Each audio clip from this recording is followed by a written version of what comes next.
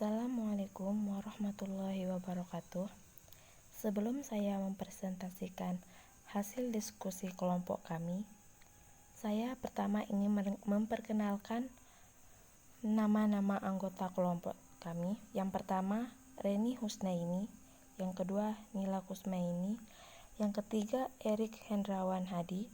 Yang keempat, Iwayan Sukastajaya. Dan yang kelima, Maudina Sari. Kami di sini ingin mempresentasikan tentang jenis-jenis serangan pada jaringan komputer. Jaringan komputer. Jaringan komputer adalah jaringan telekomunikasi yang memungkinkan antar komputer untuk saling berkomunikasi dengan bertukar data. Tujuan dari jaringan komputer adalah agar dapat mencapai tujuannya, setiap bagian dari jaringan komputer dapat meminta dan memberikan layanan. Jaringan pada komputer memungkinkan penggunanya dapat melakukan komunikasi satu sama lain dengan mudah. Manfaat jaringan komputer. Yang pertama yaitu mempermudah dalam melakukan sharing file. Yang kedua, mempercepat arus informasi. Yang ketiga, mempermudah akses data ke dalam server. Yang keempat, keamanan data. Yang kelima, media komunikasi. Bentuk ancaman keamanan jaringan komputer yang terdiri dari dua macam, yaitu yang pertama bentuk fisik, antara lain 1. Pencurian hardware komputer atau perangkat jaringan. Yang kedua yaitu kerusakan pada komputer dan perangkat komunikasi jaringan. Yang ketiga, wiretapping. Yang keempat, bencana alam. Yang kedua yaitu bentuk logik, antara lain, yang pertama, kerusakan pada sistem operasi atau aplikasi. Yang kedua, virus. Yang ketiga, sniffing. Jenis-jenis serangan jaringan komputer. Yang pertama, spoofing. Yang kedua, DDoS atau Distribute Denial of Service. Yang ketiga, sniffer. Yang keempat, DNS poisoning. Yang kelima, SQL injection. Dan yang keenam, script kiddies. Berikut penjelasan dari masing-masing jenis serangan komputer. Yang pertama yaitu spoofing, ialah teknik kejahatan yang digunakan untuk mendapatkan akses yang tidak sah ke suatu komputer atau informasi, di mana penyerang berhubungan dengan pengguna dengan berpura-pura memalsukan bahwa mereka adalah host yang dapat dipercaya.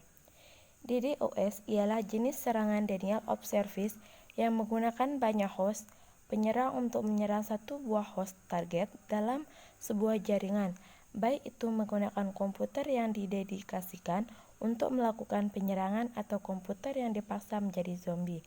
Yang ketiga yaitu sniffer, ialah aplikasi yang dapat melihat lalu lintas pada jaringan komputer karena dapat mengalir secara bolak-balik pada jaringan. Aplikasi ini dapat menangkap tiap-tiap paket dan kadang-kadang menguraikan isi dari RFC atau request for comment atau spesifikasi yang lainnya. Yang keempat yaitu DNS poisoning, ialah cara untuk menembus pertahanan melalui penyampaian informasi IP address yang salah mengenai host, dengan tujuan untuk mengalihkan lalu lintas paket data dari tujuan yang sebenarnya. Yang kelima yaitu SQL injection, adalah sebuah teknik yang menyalahgunakan sebuah celah keamanan yang terjadi dalam lapisan basis data sebuah aplikasi.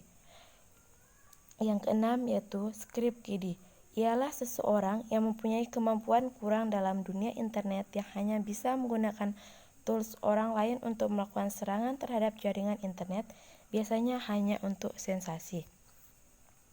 Contoh jenis serangan cyber yang sering terjadi di Indonesia.